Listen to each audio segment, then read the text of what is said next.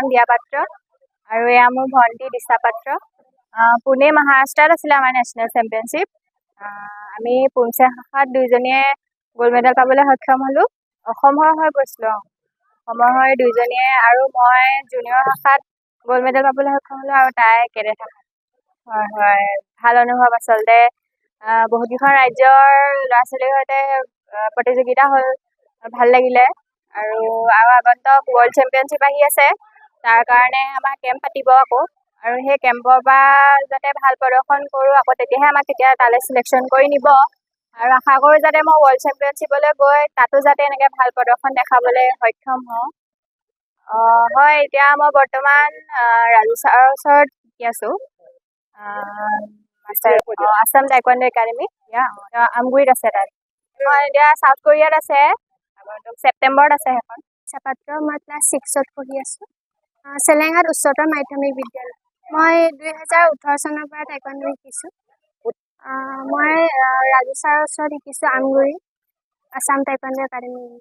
পুনেত অনুষ্ঠিত ৫ম ইণ্ডিয়া টাইকোৱাণ্ডো ৰাষ্ট্ৰীয় টাইকোৱাণ্ডো প্ৰতিযোগিতা পুঞ্চে শাখাত মোৰ ডাঙৰ ছোৱালী দিয়া পাত্ৰ আৰু সৰু ছোৱালী দিশা পাত্ৰ তেওঁলোকে অংশগ্ৰহণ কৰিলে।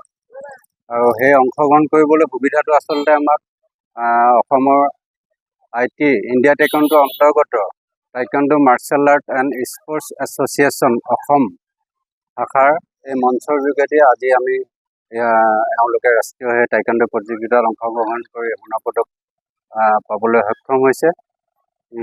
বিশেষকৈ মোৰ ছোৱালীকেইজনী বাল্যকালৰ পৰাই 17 চনৰ পৰাই আমাৰ সকলোৱে জ্ঞাত taekwondo martial art and sports association অসমৰ মুখ্য সম্পাদক আৰু এওঁলোকৰ বাল্যকালৰ গুৰু মাষ্টাৰ ৰাজু কোঁৱৰ ছাৰ, তেওঁৰ আছাম টাইকোৱাণ্ডো একাডেমি যিখন একাডেমি আছে, সেই একাডেমিতে এওঁলোকে বাল্যকালৰ পৰা প্ৰশিক্ষণ লৈ আজি হয়তো এটা খোজ আগবাঢ়ি গৈ কোৰিয়াত হ'বলগীয়া ৱৰ্ল্ড চেম্পিয়নশ্বিপত অংশগ্ৰহণ কৰিবৰ বাবে সুবিধা পাইছে। পিতৃ হিচাপে মই গৌৰৱ অনুভৱ কৰিছোঁ আৰু বেলেগ কি ক'ম, ভৱিষ্যতটো আছে, এইটো প্ৰথম খোজ তেওঁলোকৰ সিমান অনুভৱ বুলিবলৈ প্ৰতিজন পিতৃয়ে অনুভৱ একেটাই হয়। আচলতে নিজৰ ল'ৰা ছোৱালী যিকোনো ক্ষেত্ৰত হওক, খেল হওক, পঢ়া শুনা হওক, সামাজিক সাংস্কৃতিক অনুষ্ঠানৰ ক্ষেত্ৰতে হওক, চবতে যদি অকণমান আগৰণুৱা হৈ যায়, তাত সকলো পিতৃ মাতৃয়ে সুখ অনুভৱ কৰে।